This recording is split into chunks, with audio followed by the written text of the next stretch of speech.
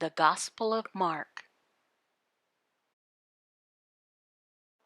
That is not against the Sabbath. Mark 1:29 through 31.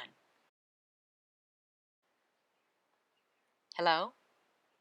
I hope that you are enjoying this study in the book of Mark in the New Testament.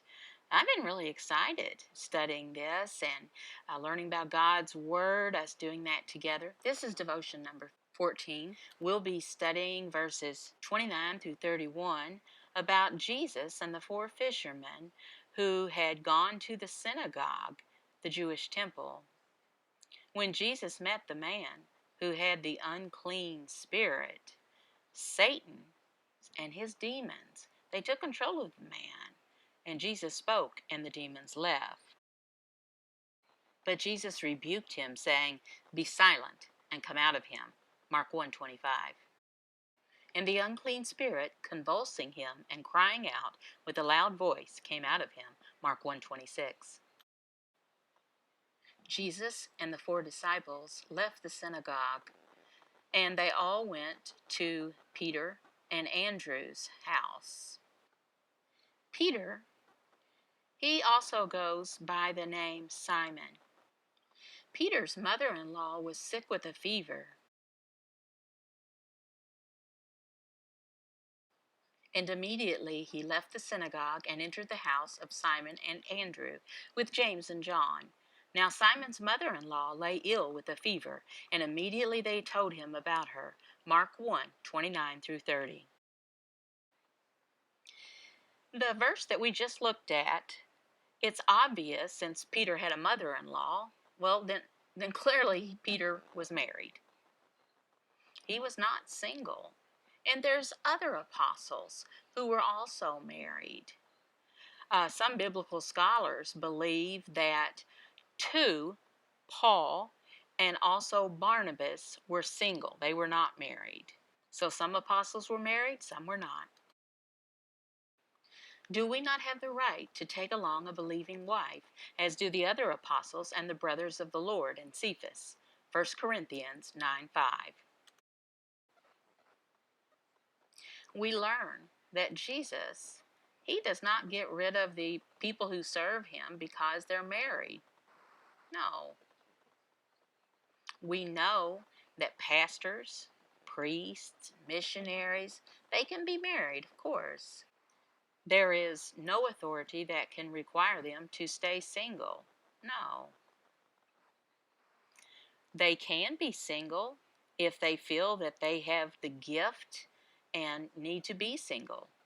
As a single man, Paul says, "I wish that all were as I myself am, but each has his own gift from God, one of one kind and one of another." 1 Corinthians 7:7. A few religious denominations forbid church leaders to be married. They forbid it. Well, as an example, the Catholic Church, priests cannot be married. But does the Bible teach that? No. Anyway, Jesus and the four disciples, they went into the house where Peter's mother-in-law lay sick. Remember, it was the Sabbath. And the fourth commandment says, keep the Sabbath. Now, some people, some groups, church groups, say that Jesus, it was important for him on the Sabbath that he should not heal anyone until the sun goes down. Jesus went ahead and healed Peter's mother-in-law. Doesn't mean you can't heal people or help people. Now, for the second time on the Sabbath, he has healed someone. The sun had not gone down. Let's look at this verse. And he came and took her by the hand and lifted her up, and the fever left her, and she began to serve them. Mark 1:31. Jesus went ahead and healed Peter's mother-in-law. Jesus took every opportunity he could to minister to people who needed it. He went ahead and healed people and ministered to them, did whatever was needed. It wasn't against the fourth commandment to keep the Sabbath. Let's look at this passage in Exodus 20:8-11. The verse is about this. It's about a man saving a son, or it could be an animal that's fallen into a well. Doesn't matter if it's on the Sabbath. And he, Jesus, said to them, which of you, having a son or an ox that has fallen into a well on a Sabbath day, will not immediately pull him out?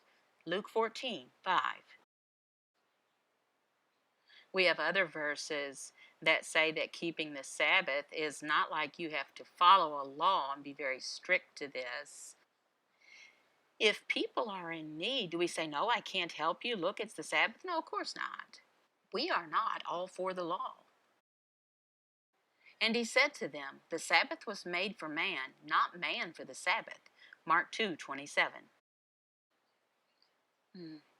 The law is for us on the Sabbath to enjoy and to worship God and to minister to others.